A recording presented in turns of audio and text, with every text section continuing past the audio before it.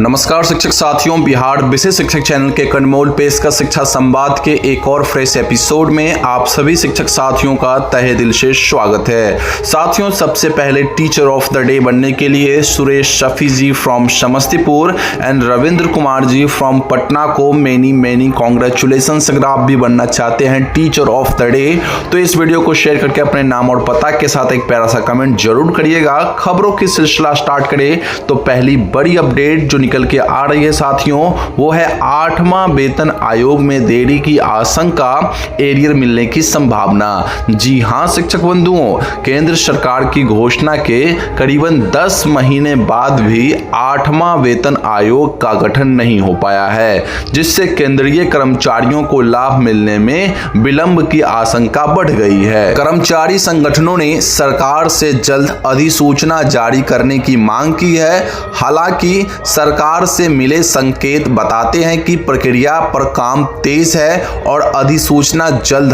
जारी हो सकता है। मोस्टली उम्मीद है साथियों नवंबर अंत या दिसंबर फर्स्ट में जारी होने की प्रबल संभावना दिख रही है। उम्मीद है कि साथियों आयोग की जो सिफारिशें हैं वो वर्ष 2026 से लागू की जाएगी। हालांकि इसे जो आने में समय लग सकती है, मोस्टली 2026 अंत में या फिर 2027 शुरुआती महीनों में भी लाई जा सकती है, लेकिन इसकी जो सिफारिशें हैं वो 2026 यानी जनवरी 2026 से ही लागू होगी और कर्मचारियों को बकाया एरियर के रूप में लाभ मिल सकता है। जैसे ही साथियों केंद्र सरकार इसे लागू करती है, बारी बारी से सभी राज्य सरकार भी इसे लागू करना प्रारंभ करेगी। उस कड़ी में बिहार सरकार भी शामिल होगी और बिहार सरकार भी अपने कर्मचारियों को 8वां वेतन आयोग का लाभ दे सकती है। इसी के साथ साथियों बता दूं यहाँ पे नेक्स्ट अपडेट की ओर अगली खबर जो निकल के आ रही है, इसी से जुड़ी हुई मुद्दा है कि शिक्षकों का फंसा एरियर अभी तक नहीं मिला, चिंता बढ़ी। साथियों अभी तक कई प्रकार के एरियर जैसे कि डीपीई एरियर, वेतन विसंगति, एचआरए, डीए और विशिष्ट शिक्षकों का फिक्सेशन एरियर लंबित है। सरकार अब तक इसका भुगतान नहीं कर पाई है। शिक्षकों के लगातार इंतजार के बावजूद बकाया बढ़ता जा रहा है, जिससे अधिकारी नजरअंदाज करते दिखाई दे रहे हैं। विशेषज्ञों का कहना है कि सिर्फ एरियर बनना पर्याप्त नहीं है, इसे समय पर भुगतान होना भी जरूरी है, अन्यथा शिक्षकों के लिए यह गंभीर परेशानी का कारण बन सकता है। और ये समस्याएं तब उजागर हो रही है अभी वर्तमान स्थिति में जब बातें हो रही है 8वां वेतन आयोग लागू होगी और फिर इसका एक बहुत बड़ा एरियर बन जाएगा जो कि 2026 जनवरी से लागू होने की है, लेकिन ये लागू आपको 27 जनवरी में एक साल बाद देखने को मिल सकता है। तो लगभग एक साल का जो एरियर बनेगा वो एक बड़ा मुद्दा, बड़ा अमाउंट हो सकता है, जिसकी भुगतान के लिए साथियों शिक्षकों को या अन्य कर्मियों को जो है कड़ी समस्या का सामना करना पड़ सकता है। इसीलिए अभी तक देखा गया है खास के बिहार सरकार के बहुत सारे शिक्षकों का विभिन्न प्रकार के एरियर रुका हुआ है, उनका वेतन भुगतान या उनका एरियर भुगतान अभी तक संपन्न नहीं हो पाया है। तो एक और नया जो एरियर बनेगा उसका भुगतान कब होगा, इसमें कहीं ना कहीं समस्याएं बनी रहेगी।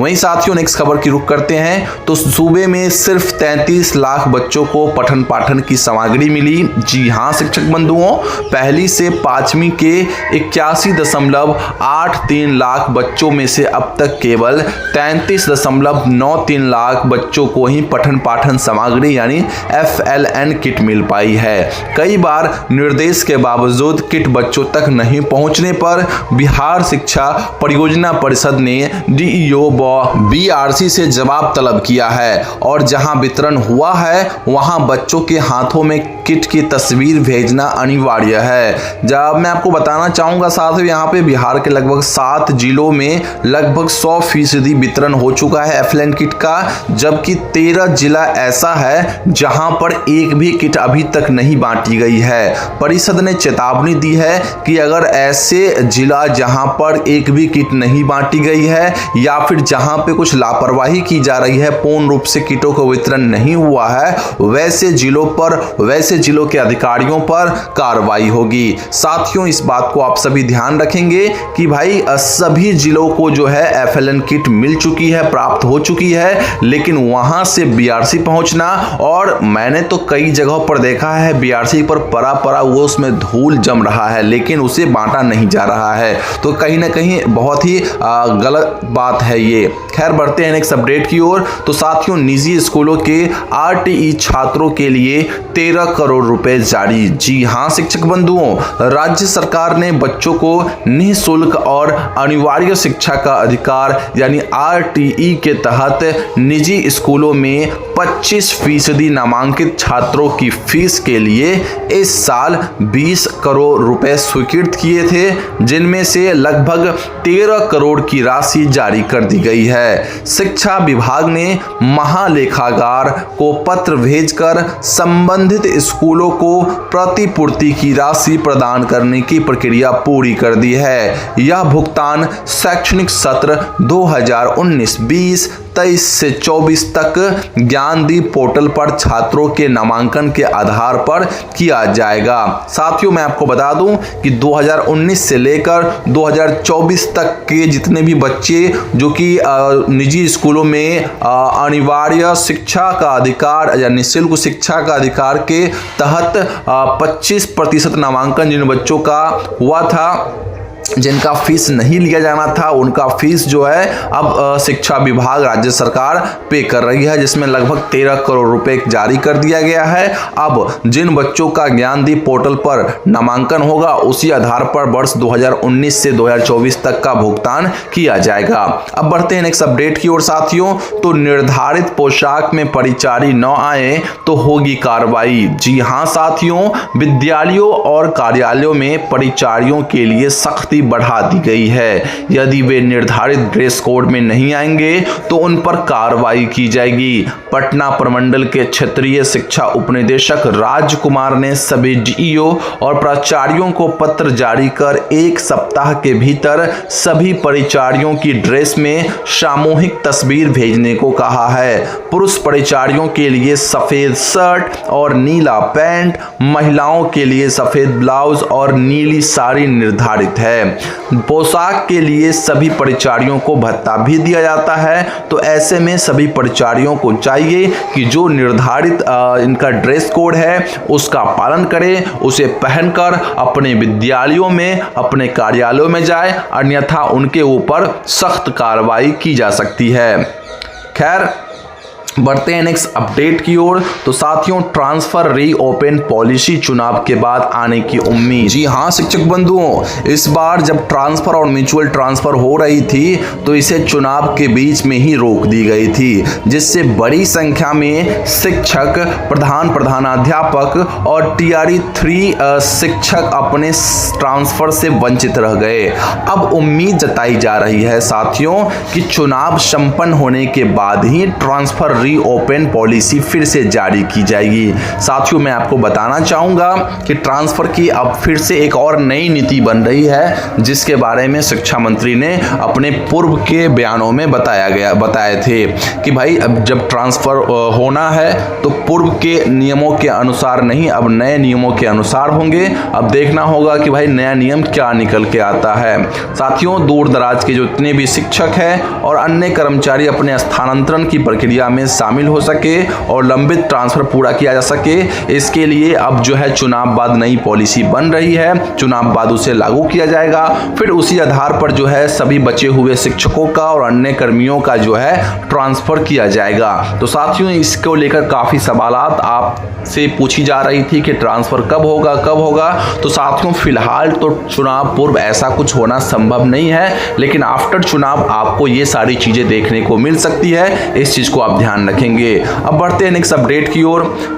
तो साथियों, क्यूआर कोड से लोकेशन की जानकारी, चुनाव ड्यूटी भुगतान। जी हां शिक्षक बंधुओं, इस बार निर्वाचन आयोग ने ट्रेनिंग के दौरान ही व्यवस्था कर दी है कि शिक्षक और कर्मचारी क्यूआर कोड स्कैन कर अपने बूथ और लोकेशन की जानकारी मात्र 1 मिनट में प्राप्त कर सके। और साथ में बताना चाहूंगा आपको कि सी विजिल ऐप पर आदर्श आचार संहिता की रिपोर्ट भी उपलब्ध है, जिससे नियमों का पालन सुनिश्चित किया जा सके वहीं चुनाव ड्यूटी के भुगतान को लेकर स्थिति अभी भी स्पष्ट नहीं है, लेकिन उम्मीद साथियों जताई जा रही है कि सभी कर्मियों को उनका वेतन चुनाव से पूर्व मिल जाएगा ताकि कोई भुगतान में देरी न हो।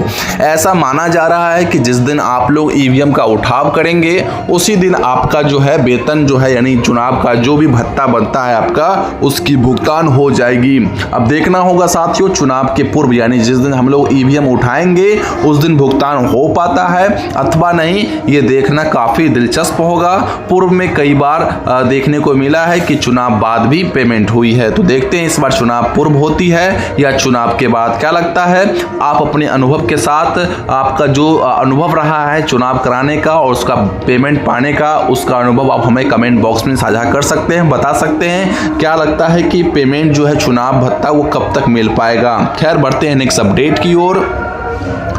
तो साथियों प्रधान शिक्षकों का वेतन लंबित, चुनाव के बाद मिलेगा वेतन। जी हां शिक्षक बंधुओं, वर्तमान में प्रधान शिक्षकों का वेतन लंबित है जिसकी बिल पहले से जारी हो चुकी थी लेकिन भुगतान रुक गया था क्योंकि साथियों अभी आपको पता है कि पर्व त्यौहार आ गया था जिसके कारण जो है ट्रेजरी वगैरह और जो है बैंक तो बंद है ही साथियों, तो भुगतान कहीं ना कहीं रुक गया था और ये समस्या जो है कल तक बनी रहेगी यानी 28 अक्टूबर तक तो कोई भुगतान अभी देखने को नहीं मिलेगी।